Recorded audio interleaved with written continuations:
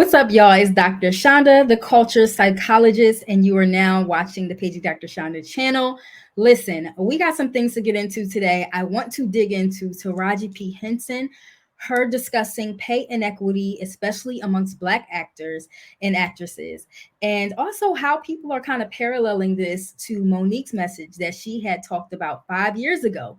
And what was the difference in responses? Does colorism play a role? Does desirability play a role? So we're going to hop into that. Make sure that you guys like the video as the intro plays.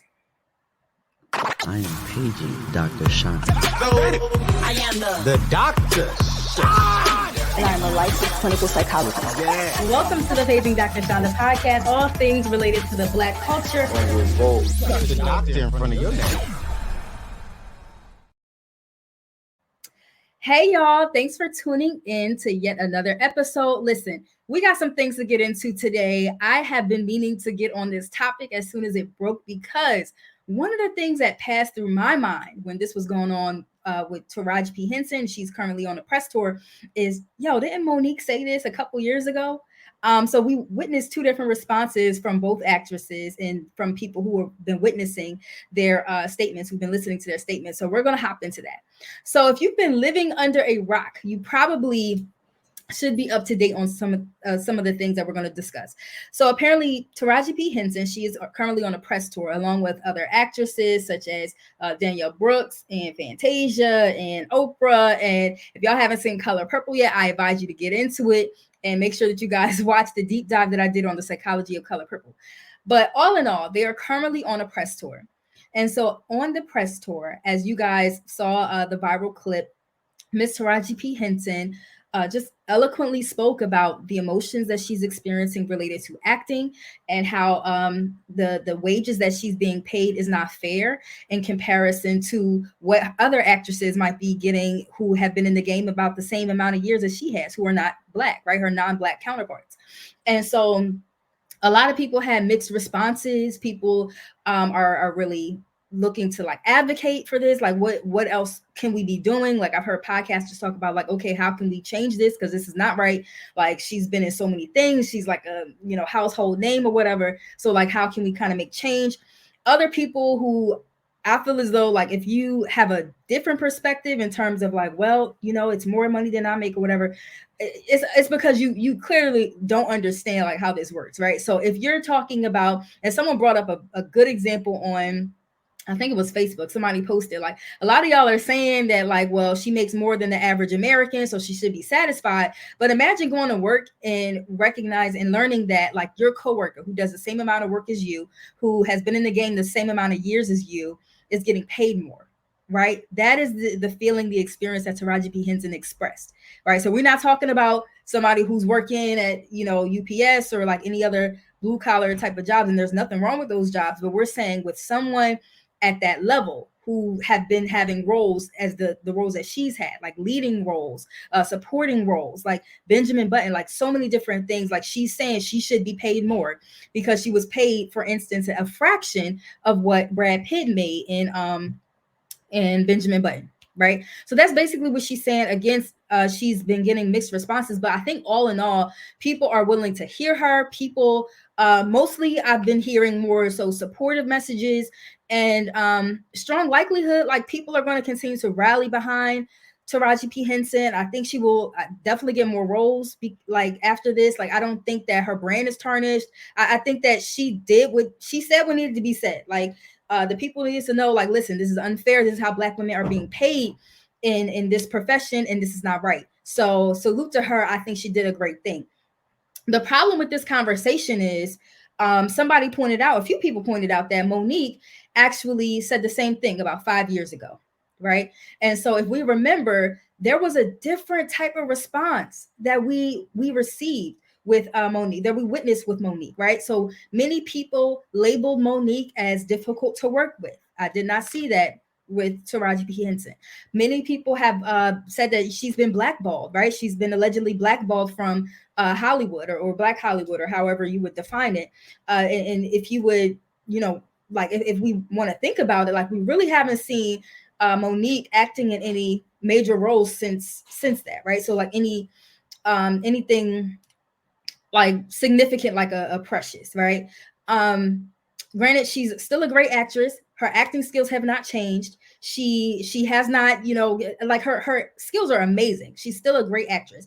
But why was there such a difference in the way in which the message was received? And why was it such a difference in the way in which people responded to these two different actresses who were saying the same message?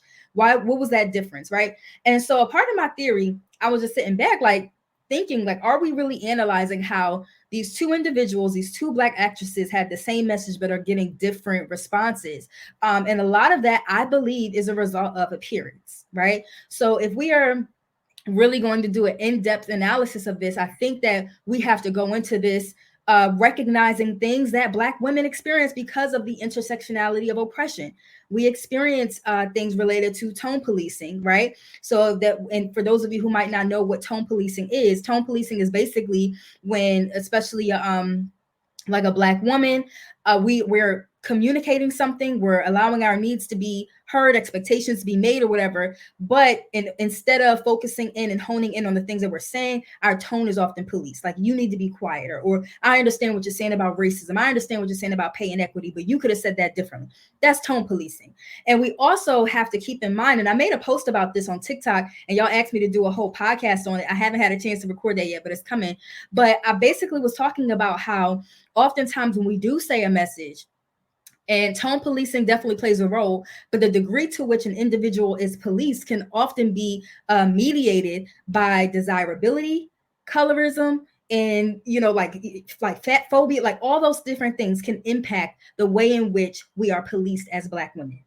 And so a part of the reason why I believe that MoNique received the backlash that she did when she said this same message 5 years ago is because of the desirability aspect, because of the fat phobia aspect, right? And even one can argue even the colorism aspect of it all, right? So if we're thinking about it, when we are talking about like an actress like MoNique, who I believe is beautiful, right? Both of these sisters are from MoNique is from Maryland, Baltimore, Maryland. Taraji is from DC. Like, they are sisters from like the East Coast. I would say they both from the DMV, but some people don't, associate Baltimore with being in the DMV, depending on who you ask. So I'm gonna just say they're amazing sisters from the East Coast. But they very much are like different women in terms of like how they look, right? And so again, they're both beautiful, but let's think about it. MoNique had a whole role in Hollywood with the Parkers where she was basically seen as the undesirable woman, right? She was always a good woman. Her character, she knew how to cook, she knew how to cater to her man or whatever, but they constantly talked about her weight, fat phobia. They constantly, she was the one chasing around Professor Ogilvy, like, hey, Professor Ogilvy, like that was her, like that role was her. She was often seen as the one who was undesirable, right? So when Black women, when we make these statements, when we are upset about something, we want our needs to be heard, our expectations to be voiced, and they're met with things like colorism, and met with fat phobia, and met with, again, like desirability, and we don't have features that are more closely aligned with European standards of beauty, then yes, we are going to be more policed. We might be seen as being more problematic, difficult to work with, essentially leading to blackball, i.e. MoNique, right? And I don't think that we saw that same type of backlash with Miss Taraji P. Henson. And so that is my theory. And even if we want to kind of go further into it, right? So if we're talking about Miss Taraji brought up pay inequity, right? So thinking about pay inequity, because I'm a firm believer that racism literally is everywhere. Of course, there's different pay. The what we call the wage gap is relevant, right, amongst Black people and white people, right? So amongst Black America and white America, there is certainly a wage gap, right? So Black people tend to make less than white people because of, again, the wage gap. Even when we control for factors such as gender, right? So thinking about Black men or white men and like the Black population, they're going to make more. White women in comparison to the Black population, they're going to make more. So even if we think about like within group differences, right? So within the Black community, there are differences pertaining to pay inequity. So researchers have even discussed and studied how there is pay inequity when it comes to colorism. individuals of a lighter complexion are more likely to be paid more than individuals with a darker complexion or individuals who are deemed as less desirable, right? So there was even a study that looked at how the wage gap between white Americans and Black Americans, or the wage gap between lighter skinned Americans versus darker skinned Black Americans is larger than the difference between Black Americans and white Americans. So it's larger. So colorism, racism, all these things definitely play a role. It plays a role within the group that we experience. Racism plays a role between the group, meaning Black against Black with white people. And also, like, we have to keep in mind how desirability plays a role. So as we are listening to these women, we are listening to these sisters, and just to kind of like go back to that research that I stated. So that is some research and knowledge that I learned from my sister, Dr. Sarah Webb, who was an amazing, I believe she's a sociologist, but she's actually going to be on the podcast in a few weeks. So you guys may want to tune into that, because we're going to talk about the pay differences amongst Black Americans and how colorism does play a role in that and the difference in that. So shout out to her. But yeah, so when we are listening to these Black sisters, when we are listening to their personal experiences, I encourage y'all to identify your own emotions that might come up with that, and your own thoughts and what's driving those thoughts. Could we be, again, like shaming someone because of desirability, or shaming them or feeling some type of way about them because of colorism? Are we policing their tone, right? And so I encourage all of us to kind of do the work, because we are all impacted by white supremacy. There is not a person under the sun who hasn't been impacted by it. So that's my take for today. I hope you guys learned something from it. I want to hear about what you guys think in the comments, because I'm open to all perspectives. And let me know what topics you guys want me to review next. So again, it's Dr. Shonda, the culture psychologist, and I'll check y'all out next time.